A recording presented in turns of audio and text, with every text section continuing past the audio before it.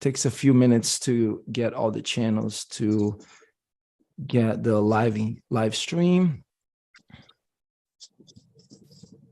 And Stephen, you should be able to see on my Facebook the live stream so you can share. And okay, hold up one sec. Let me go do that. And while you're doing that, I think we're good to start the intro. Welcome everyone to another Biohackers Water Cooler with Stephen Klein, Super Connector. And today I have the privilege and the honor of chatting with Dorian Dimensions, who is going to be talking about ways of transforming your sense of self and purpose with quantum cellular healing. And he's also going to tell us a story of how he was able to be a real life guardian angel. And because he's utilized biooptimization practices, he was able to save the lives of 5 people from a burning vehicle. Dorian, welcome. How are you? Thanks for having me. I'm doing well. I'm feeling great. Thank you. And thank you for being here and being committed to sharing your message with the world, because I know you're in a moving vehicle and you're the first guest on this Water Cooler podcast that is in a moving vehicle, and this is awesome. For sure. Stephen, I'd like for you to say a few words about Dorian, how you guys met, and you told me a lot about him, but tell the viewers and the listeners a little bit about Dorian and why you wanted him to be here. Yeah, well, okay, that's a couple of things. So to answer both those, Dorian and I had met at a mastermind that I used to hold on the top of an apartment that I used to live in. That was really cool, rooftop, 18-story apartment, and we would do a cool little event every other Wednesday, mostly men bonding and talking about high vibe stuff. It was pretty incredible. And Dorian and I had met in passing, did not really get to know each other then. And then my friend Trip Harlan, who Dorian had teamed up with, and Trip's a phenomenal human optimization guy himself. They partnered up in business, and Dorian came back into my life, and then we ended up partnering in business as well. So we were actually in an event in Sarasota on Tuesday night. What was the night of this story that we're going to talk about? This event that occurred which night? Thursday? It happened on Saturday night. Okay, so we were together on Tuesday. That Saturday night, Dorian's driving down the interstate and sees a bunch of this stuff going on. So I was really excited about this because for the people that are not watching, what did you just do there? Well, that's a teaser. Okay, good. So because we're going to show a graphic image here. So anyway, I had been hit by a car going the wrong way on the interstate. Fernando, you know that. Dorian, you now know that. So, brought back memories for me of what it's like to have somebody, to be at somebody else's will. I wasn't in control of my life at that time. I was in shock and took 2 hours to get pulled from the car and life flighted to a hospital. So this isn't my story, but I was really impressed when Dorian told me where he did it. First passing, I was like, oh, there was a car wreck and you opened a door and somebody walked out. And then he said, then I got a picture of it. So I'm going to share the picture first, and then we'll get into the story. But Dorian, who was driving down the interstate with his fiance, witnesses a car going at a really, really fast rate of speed, spin out of control and wreck, and then get engulfed in fire. And this is what he saw. Wow. Now, I don't know about you, but if I saw that, I don't know that my first instinct would be to run into that. Goodness gracious. For the listeners not watching this, so it's a picture of a car on the highway, no traffic. It's in the middle of the street, 2 lanes, and the car is in flames. The entire car, the trunk. Completely engulfed in flames. It's not, hey, this car's on fire. This car is completely engulfed in flames. And what I did earlier for those listening is I lit a match as kind of a little teaser to what I was going to show. So that said, Dorian, what were you feeling when you saw this? What did you feel? What went through your mind, and what caused you to get out of the car? Yeah, thanks for asking. So I appreciate the intro as well. So what had happened was when I was, like you said, traveling with my partner on the highway. That car that's in the photo that's in flames flew past my car on the left side at about, my guesstimate would be about 120 to 130 miles per hour, almost maxed out, in that particular vehicle. They had ended up swerving back in to the lane in front of me, one car length ahead. There was another car that was in the right lane that was merging into that middle lane as well. And the reason why they were merging into the middle lane to the left was because on the shoulder of the highway, there was a car that was broken down with a person in it, come to find out after this all went down. So the car that flew past me at excessive speeds corrected themselves to not hit the car that came into the lane.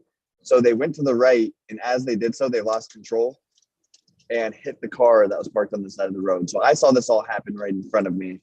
I saw the car that's an Infinity that's in flames. I saw that car bounce back into the middle of the road, and as soon as that happened, we hit our brakes. The car in front of me, they continued to go straight. So we were right there, front row, of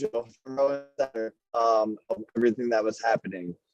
Before the Infinity was spinning back into the road, and before the spinning had stopped, the car had already went up in flames, starting from the hood and started going up in flames all the way around the car quick. That was the fastest that I've ever seen a car go up in flames to that degree, that quick.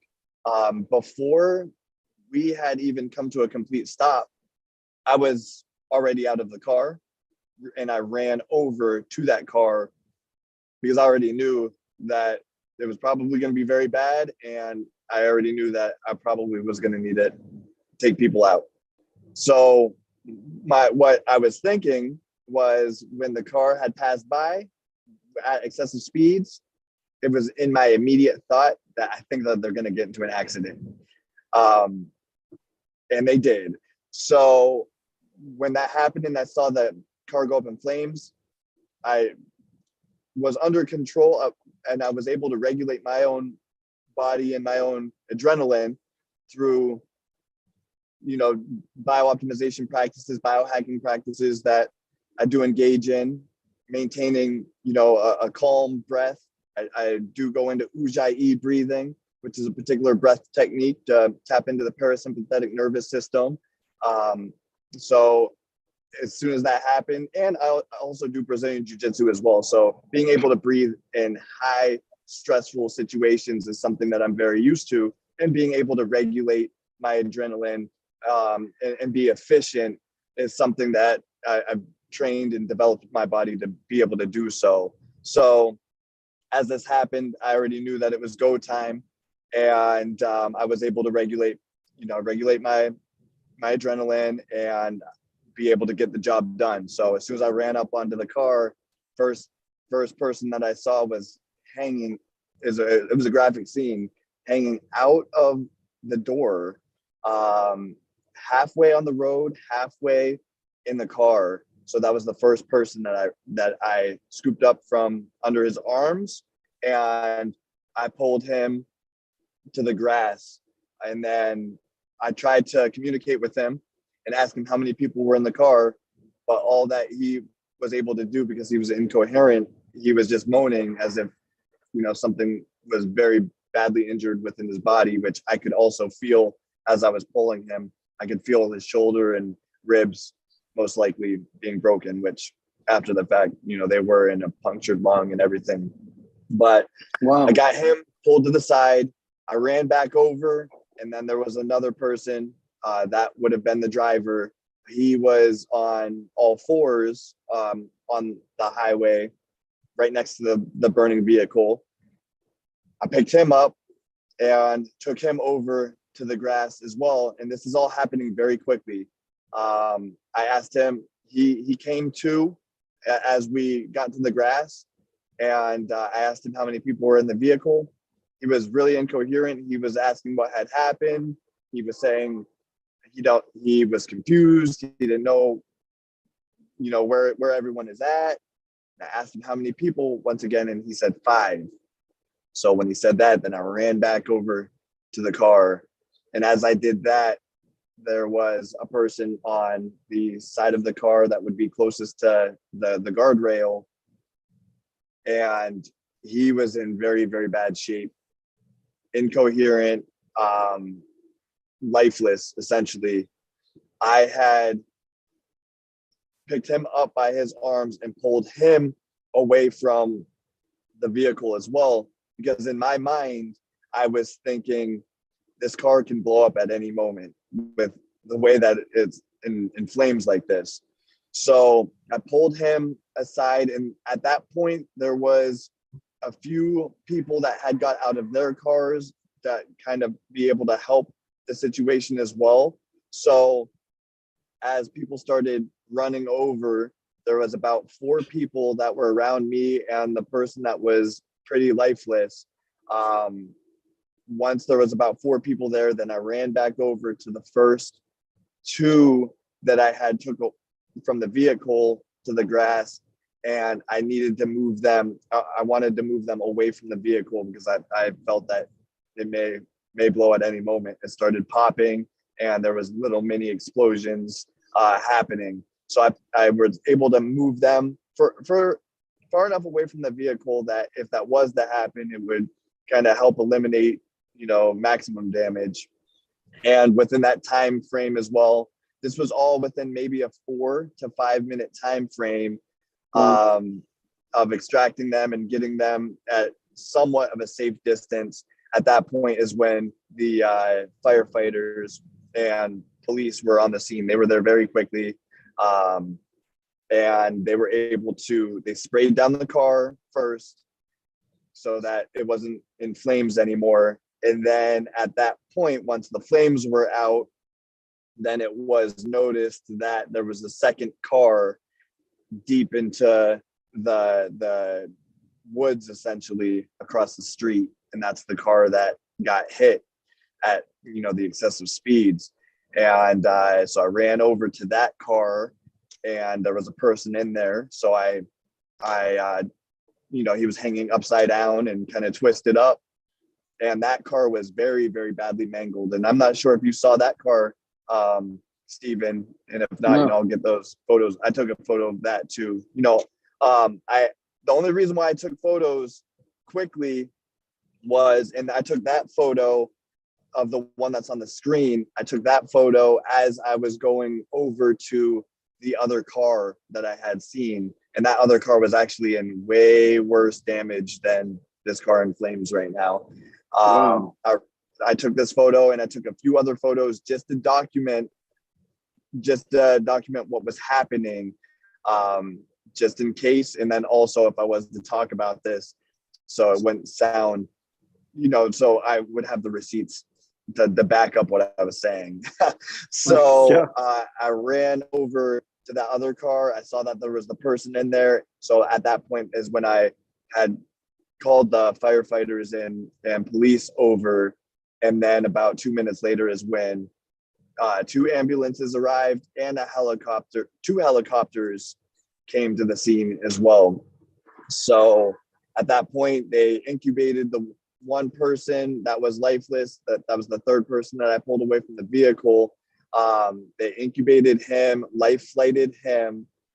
3 of the other individuals from the burning car, they had to go to the hospital as well. And then the one person from the other vehicle had to go to the hospital also. So there was serious conditions with them. And unfortunately, we just wanted hoped the best for everybody and recovery for everybody. But unfortunately, the one person, the third person I pulled, did not make it. He did pass a few days ago. But Wow. It was a pretty gnarly and wild situation. To be honest with you, it was almost supernatural in a way, because I can't even tell you how how hot the vehicle was because I didn't even feel the flames. I went into Ujjayi. My mind was set on, okay, let's go save these people. And I was able to get next to that burning car, unscathed on my end. And, you know, a lot of people and was also for people that were the traffic that was stopped, and I was able to get through there okay. And I do attribute that to the biooptimization practices that I do daily, you know, through particular oxygen protocol that my business partner Trip and I had co-created, and the other modalities that we do as well to just completely accelerate our healing process. And I can attribute, you know, being able to stay calm, being able to extract them and kind of hold down the situation tactfully. I can attribute that to our biooptimization practices for sure. Right on. So there were 5 people in the one vehicle, 1 person Yes. in the other one that was hit out in the woods. And so 6 people, 1 of them passed you, everybody else is okay. And they're obviously in. Yes, one's still in serious condition, had to get surgery on his lungs, had a punctured lung, broken ribs, broken shoulder, I believe it was, well, or broken vertebrae. And then, so he's still in pretty banged up. And then the other ones are good right now. Well, Dorian, man. I have a question for you. Did you have any did you get hurt?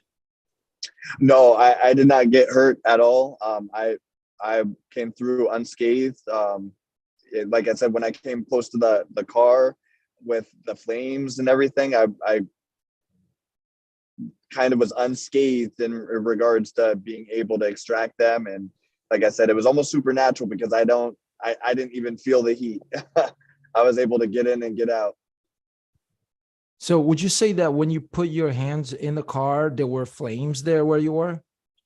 The only time that I actually had to get in the car or close to the car like that, and my arms were halfway in, was the first person that I had extracted. He was halfway out, and it would have been on the other side of the car from that picture. The door is open, and he was laying halfway on the concrete and halfway on the street. So for me to grab him, I was extremely close. The flames were coming over, you know, over top of his head and my head and arms, but I was able to get him out. And like I said, I can't even tell you the temperature of that heat because I was able just to extract him out very quickly. And, you know, he felt like a lifeless body, but you know, I am a Brazilian jiu-jitsu practitioner and I train daily. So moving bodies around is something that I do. So I'm used to that. And I was able to get him, you know, to what would be considered safety pretty quickly. Wow. Thank you. Well, thank you for doing that. Yeah, I mean, you stop to consider if Dorian, if he had not been passing by, it's probably, you know, those people got out of the car, but it's possible they may not have made it. I don't know how much heat was generated before you were able to move them from where they were close to the vehicle. But man, that says a lot. What you did. Oh, sorry about that, Stephen. It happened so quickly that, you know, I was out of my car and running towards them essentially as soon as their car stopped spinning. So by the time before the car even stopped spinning, it was already flames throughout the car, which was wild. That was the fastest I've ever seen a car go up in flames. So yeah, I mean, consider the fact that in a normal situation that Dorian had not been there, who knows what would have happened. You know, I'm not going to make any conjectures or anything, but man, I really praise you for what you did. I know it was instinctual, but you know, 9 out of 10 people probably would not have made that move because there's cars passing by on the interstate all the time. For sure. I really appreciate that, Steve. you know, thing that popped into my mind was, we'll just keep going. You know, like I was already 12 hours in on a drive. I was 35 minutes away from home. I just wanted to get home. And then this happened, you know, and so the first instinctual thing that popped into my mind was, oh, we'll just keep going. And then I saw the flames and I said, nope, gotta, I already knew, gotta say. Yeah, when you had mentioned to me that when the police, you know, showed up and they came up and started questioning you, that they told you that probably warranted a commendation. You may receive something from their office, right? That night, and then also I've had multiple calls from the police department and investigators, and they pretty much end every call with saying that there's going to be some sort of recognition and, you know, give me praises in regards to what I did, because they said that they do deal with accidents and things like this a lot, and 9 times out of 10, you know, most people don't go to the lengths or efforts to get that close to a burning vehicle or even help save somebody. Yeah, man. Kudos. Man, where did this take place, Dorian? Yeah, so this was on just right north of Tampa. And I'm just trying to remember the name of the town.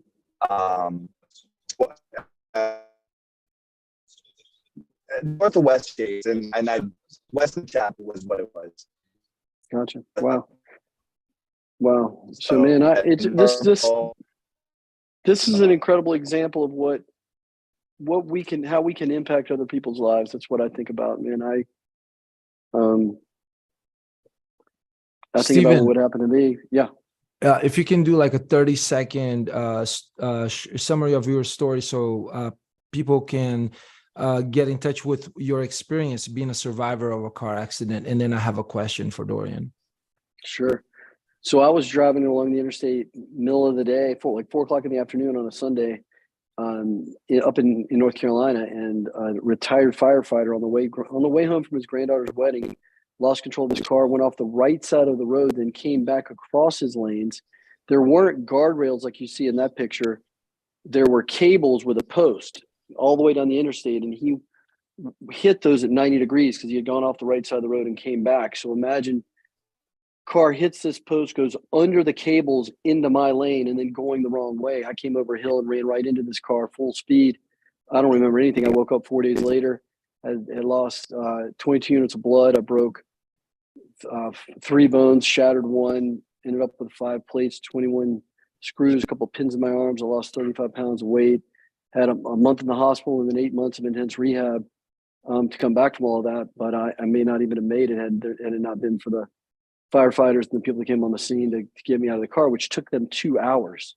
Stop traffic. Wow. 2 hours going both ways. So I see something like that and can't help but think, you know, what would have happened or what could have happened had you not come along. So that is a special thing for me, you know, compared to maybe somebody else that's never been through something like that.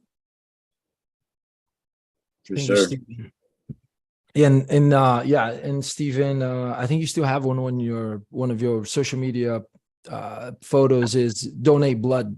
I think a message, right, to donate blood, because if it wasn't for 22 pints of blood, you would not have made it. Yeah, and you only have an average of 10 in a full-grown male. You've got 10 units in your whole body. Wow. All right, question for Dorian. So you go by Dorian Dimensions. Why? Yes. That's a very good question. And the reason why I go by that particular name is I went through 2 near-death experiences, and they were actually experiences where I had exited my body due to blunt force trauma. Very, very bad, violent altercations that had happened. The second time that I had what I could consider as traveled outside of my body due to the blunt force trauma that happened in my face, where I I suffered a floating facial fracture. So I had to break from ear to ear all the way across my face, or across my nose to my other ear. I essentially died when I took that. Where my consciousness had went was outside of this third dimension, and able to recall and without sounding too woo, or, you know, since we're speaking kind of shorthand here, that experience is a whole episode in itself. Where I had went to, or what I was conscious to, was a timeline of something around 1,000 years, and then came back into my body within a split second of taking the blunt force trauma. But the amount of information and downloads that I had received and experience that I had, I was a place where there was no time, but I can only perceive it in time as around 1,000 years. And from that point, I realized that I was able to travel outside of this third dimensional construct. And I started working deeply with deep states of meditation and also Ashtanga yoga, because when I came back from that experience, I understood, I was able to understand Sanskrit. I understood and knew Ashtanga yoga, and I was being told to do Ashtanga yoga. And I didn't even know what Ashtanga even meant at that time, or any Sanskrit words. And I was able to understand Sanskrit. And then at that point, I started going into deep states of meditation, to where it took about almost a year of daily practice to where I was able to travel outside of this third dimension again into states of awarenesses or dimensions that I had previously went to in that NDE. And at that point, I started taking on the name Dorian Dimensions as a dimensional traveler. Wow. That's epic. Okay, we gotta have you back for that. So yeah, for sure. Another segment. So guys, I've got a bail. You can continue on. Dorian would love for you to share how people can find you on social media or any other websites to find out about human optimization, what you do with that kind of stuff. And then we'll, Fernando, I'll let you wrap it up, because I've got to kind of get out before I'm in a building that's going to lock, and I'll be stuck inside. So definitely appreciate you, Steven. Dorian, thanks for coming on, guys. Yeah, definitely appreciate you, Steven. Thanks for having me on. Yeah, you can find me on Instagram, as I just came back on, at Realm Renegade. That's REALM, and then Renegade, RENEGADE, Realm Renegade. And then our company is Quantum Iconic Academy, and we're currently in the process right now of we pivoted, so we're switching a few things up, and we're actually, and that's why I'm in the car right now. We're going to a meeting to where we're meeting up with some pretty important people in this industry, to where we're continuing to utilize our services and our protocol. And it's looking like our protocol is starting to become adopted in a lot of very powerful practices. So we're going to have more to come with that, and where you can find us at Quantum Iconic Academy. And then you can find me on my Instagram at Realm Renegade. All right. Awesome. Before we close, I have just one more open loop to close, which is the title of this conversation, which is Transform Your Sense of Self and Purpose with Quantum Cellular Healing. What can people expect when working with you and your company? For sure. So what we do is we specialize in high altitude intermittent hypoxic training.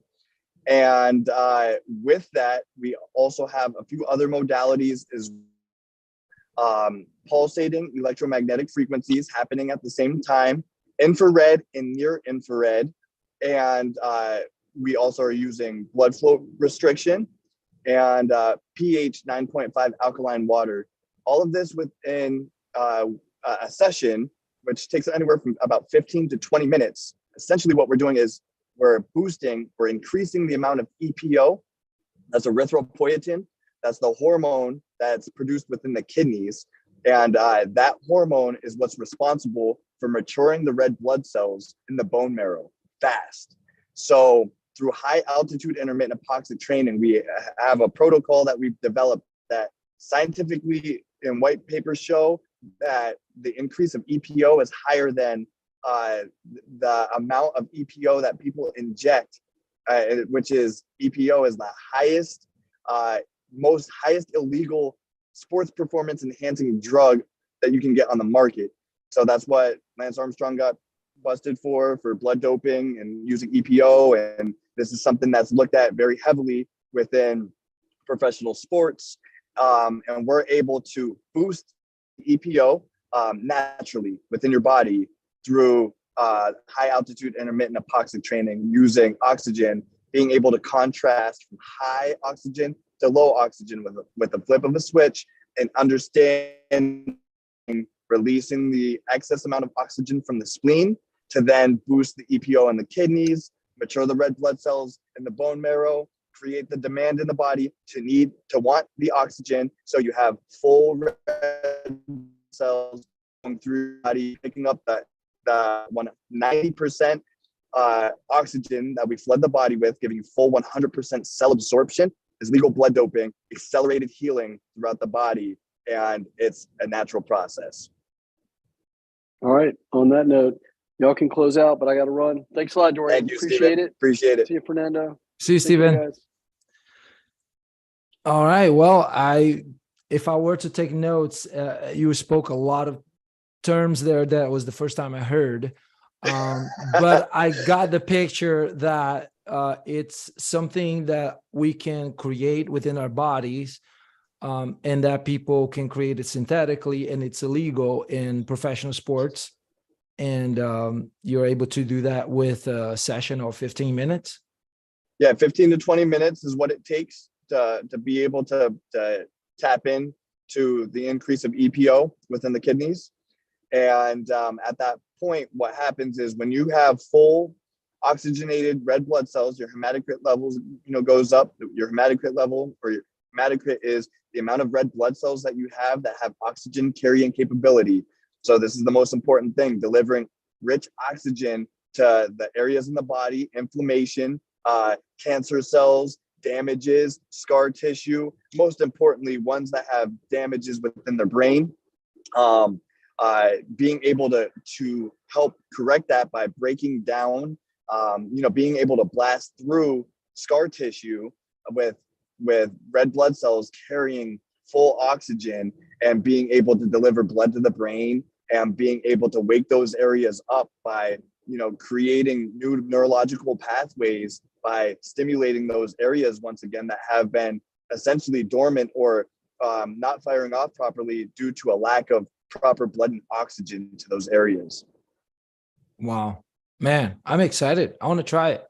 Yes, you can, for sure. I would love for you to try it as well. So we'll figure that out and get that synced up so that you can try it as well. The protocol is awesome, and we've done work with professional athletes, most specifically professional athletes, because they get it. But everybody needs this, especially coming off of the pandemic, where everybody's been wearing masks for such a long time, putting themselves into states of chronic hypoxia, which is horrible for the cells. And we know that, just recirculating carbon dioxide back into the body and having a lack of oxygen to fully saturate those cells is something that's very detrimental to the body. But this is why we even started this podcast, by taking 3 very deep breaths and getting, calm and allowing the oxygen to saturate our cells.